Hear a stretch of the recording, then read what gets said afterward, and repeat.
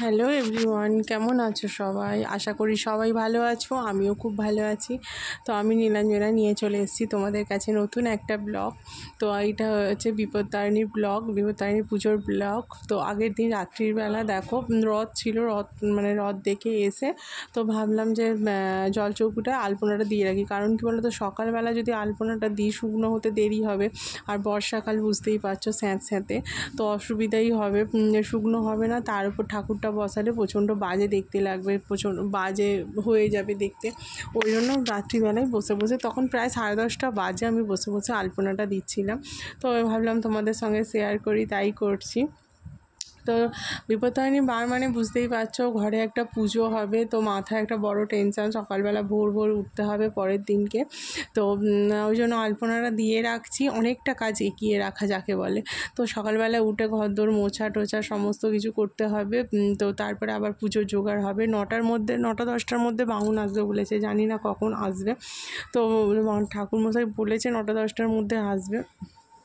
তো এই জন্য তো যতটা পারি ততটা কাজ এগিয়ে রাখছি। তো আলপনা দিতে আর পুজোর কাজ করতে আমার তো খুব ভালোই লাগে। তোমরা তো অনেকেই জানো, আমার যারা ডেইলি ব্লগ দেখো তারা জানতে পারবে যে আমার পুজো করতে তো সত্যিই খুব ভালো লাগে। তো আমি পুজোর ব্লগ অনেকই দিয়েছি। তো আলপনাটা কীরকম হয়েছে তোমরা আমাকে কিন্তু কমেন্ট করে জানিও। আর একটা আলপনা মানে ঠাকুরের যেখানে ঘট বসবে ওখানে দেবো।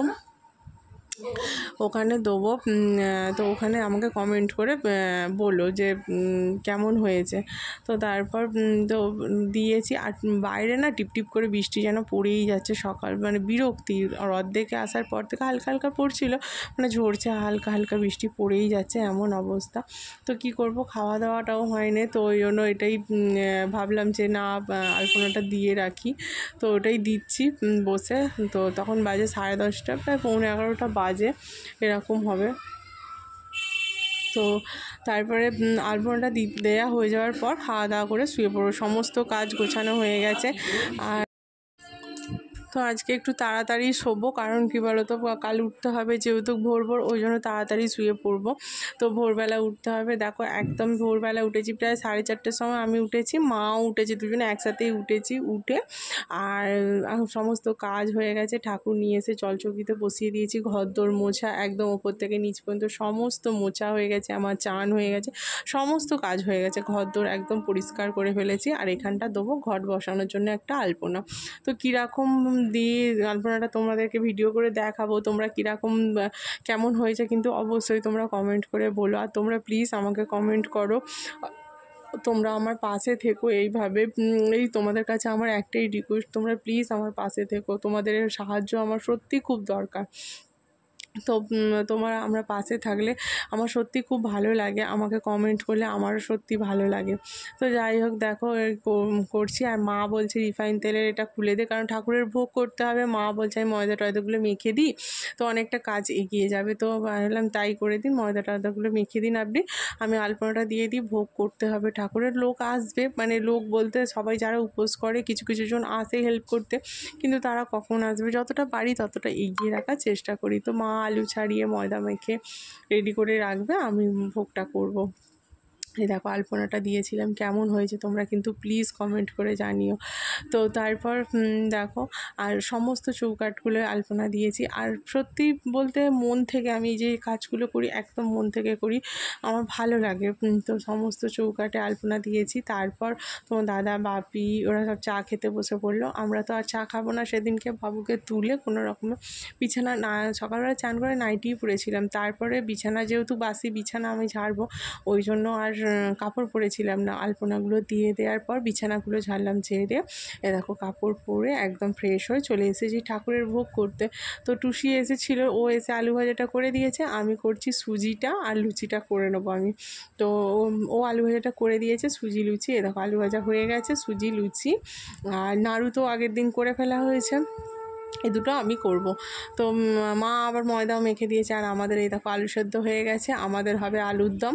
তো আর এই যে মা ময়দা মেখে দিয়েছে দেখতেই পেলে, আর ওরা ওইদিকে ফল টল কাটতে আরম্ভ করে দিয়েছে, কয়েকটা বড় মা এসেছে আর মা আছে, মানে সবাই মিলে টুকিটাকি করে ফল কাটতে আরম্ভ করে দিয়েছে। অনেকগুলো লোক মিলে আমাদের উপোস হয় জানো তো, প্রায় এবারে হয়েছিল 53 জন মিলে আমরা উপোস করি, সেই বুঝে ফলগুলো হিসেব করে কাটতে হয় যাতে 53টা মানে জনই পায়। একটা একটা করে 13 রকম ফল খেতে হয় না, 13 রকম ফলকে ওরকমভাবে হিসেব করে কাটতে হবে যাতে 53টা পিস হয়।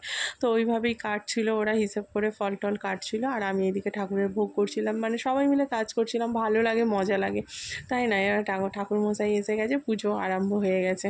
তো পুজো আরম্ভ হয়ে গেছে, আমি এদিকে টুকি করে বিকেলের খাবারটা রেডি করে রাখছিলাম, কারণ কি বলো তো, বিকালবেলা পুজো হয়ে যাওয়ার পর পরিষ্কার করতে করতে না, আর সারাদিন উপোস করার পর আর যেন গা বয় না, প্রায় পরিষ্কার করতে করতে 5:30 6টা বেজে যায়। তো আর আমার গা বয় না যে আর খাবার করি, ওই জন্য যতটা পারি আমি এগিয়ে রাখার চেষ্টা করি। তো লুচি মানে যেমন আলুটা সেদ্ধ করা হয়ে গেছে, আলুর দমটা করে ফেলেছিলাম, বাপি রুটি খেলো টিফিনে, বাবুকে লুচি ভেজে দিলাম, ওরা খেলো আলুর দমটা দিয়ে। তারপর ময়দাটা মাখবো। তো এবার আজকে ময়দাটা মাখবো না আমি, আজকে মা কতটা কি মাখা হবে, কারণ নমাসিরা আসবে, আবার নমাসির সঙ্গে আর একটা বড় মা আসবে, ও কতটা কি লাগবে আমি ঠিক পরিমাণ বুঝতে পারবো না, ওই জন্য ময়দাটা আমি মাখিনি। তো যাই হোক, দেখো হুম আরম্ভ হয়ে গেছে, ঠাকুরমশাই হুম করছে, আমরা সবাই বসে আছি। তো ঠাকুরমশাই হুম করছে, তো পুজো পুষ্পাঞ্জলি দেওয়া হয়ে গেছে, খুব মন দিয়েই পুজো করলাম, মানে পুজোটা দিলাম। তো সত্যি কথা বলতে কি বলো তো, মন থেকে কিছু একটা করলে না সত্যি ভালো লাগে, তাই না বলো? আর পুজো আচ্চার ব্যাপার তো ভালোই লাগে। তো ঠাকুরমশাই পুজো আচ্চা হয়ে গেছে।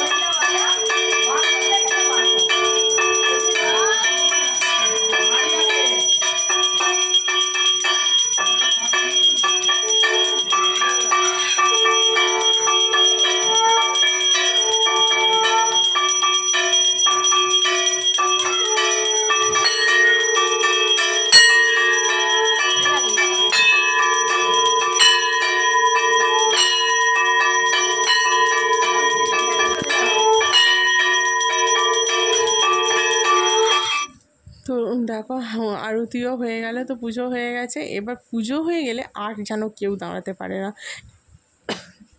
এত ছোটাছুটি করে, এত মানে করে যে কি বলবো, প্রচণ্ড মানে সবার যেন তাড়া হয়ে যায়, সবার খিদে পেয়ে যায়। পুজোটা হয়ে গেলে আর কেউ মানে 5টা মিনিট দাঁড়াবে না, এত হুড়োহুড়ি করবে।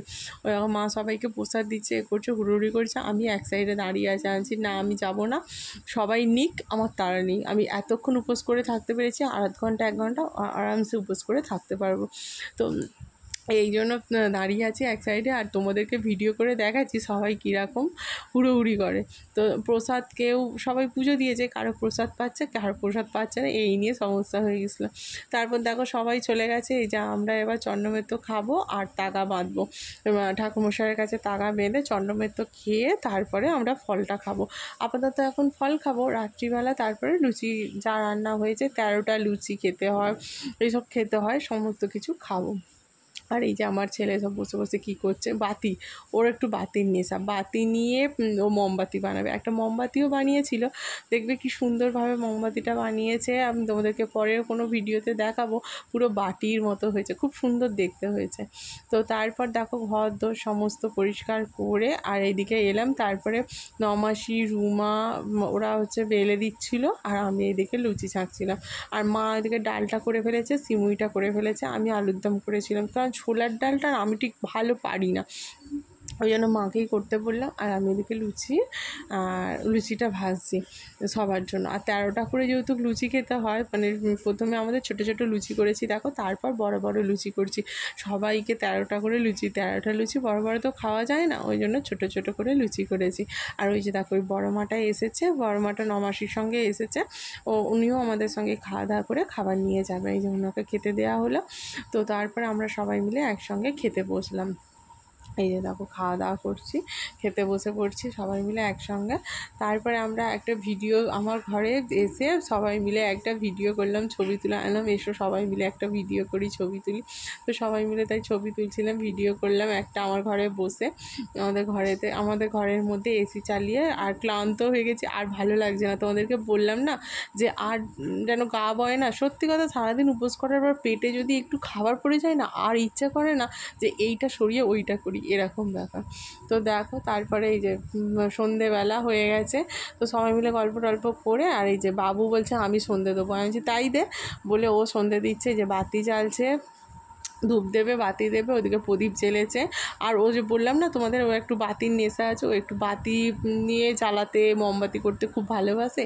ওই যে দেখো না বাতি জ্বালছে, আর এরপর ধূপ দেবে। আর আমি ওপরে ঠাকুরকে সন্ধে দিয়ে এলাম, এসে দেখছি ও নিচেতে এখনও দিচ্ছে। আনছি এখনও তুই সন্ধে দিচ্ছিস? বলছে দাঁড়াও না, আমি আস্তে আস্তে দিচ্ছি তো, বলে আনছি তাহলে দেব, বলে ও দিচ্ছে।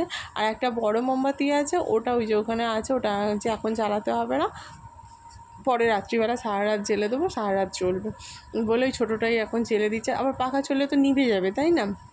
তাহলে আমি রাত্রিবেলা পাখা চলবে না, রাত্রিবেলাটা জ্বেলে দেবো, সারা রাত চলবে বলে তাই বলে ওই যে মোমবাতিটা বসালো, বসিয়ে আর এই যে দেখো না ধূপ দিচ্ছে, করছে, প্রণাম করছে, ওর ওই কাজ সারাক্ষণ। ঠাকুর থাকলে আর শুধু বলছে আমাকে একটা ফুল দাও, মেয়ে বইয়ের ভেতর রাখবো বলে একটা ফুল নিয়েছে ঠাকুরমশাইয়ের কাছ থেকে, ঘটে ফুল নিয়ে সেটা ব্যাগের ভেতর রেখেছে, মানে ওই করছে। ওরও যেন কি আনন্দ, ঘরের মধ্যে একটা লোকজন আসে, পুজো হয়, এ হয়, ওরও যেন কি আনন্দ হয়, যা হোক করছে। ওই যে দেখো ধূপের কাঠিগুলোকে নিয়ে কী সব করছে জানি না বাবা, বসে বসে ওই কাজ, শুধু অকাজ আর অকাজ আর বদমাইশি। মানে ফোন ঘাঁটার থেকে ভালো আমার মনে হয়, যতক্ষণ ফোন ঘাঁটবে তার থেকে অকাজ করা অন্তত ভালো, তাই না বলো? বাচ্চাদের ফোন ঘাঁটাটা যেন ভালো লাগে না, আমার তো অন্তত ভালো লাগে না। তোমাদের কেমন লাগে? আমার মনে হয় ফোন ঘাঁটার থেকে কিছু সংসারে অকাজ করবে তবু ঠিক আছে। তো যাই হোক দেখো, পরের দিন রবিবার ছিল, সকালবেলা মা সমস্ত তুলে ফেলেছে, ঠাকুর ঘরটা বিসর্জন করে দিয়ে আসবে। আর এই যে দেখো সব পরিষ্কার হয়ে গেছে, এখানটা আমি মুছে নেবো, হয়ে যাবে। মা চলে গেল, আবার 1 বছরের অপেক্ষা। তোমরা সবাই ভালো থেকো, সুস্থ থেকো, আবার একটা নতুন ভিডিও নিয়ে তোমাদের সামনে আসবো, আর এইভাবেই আমার পাশে থেকো। টাটা।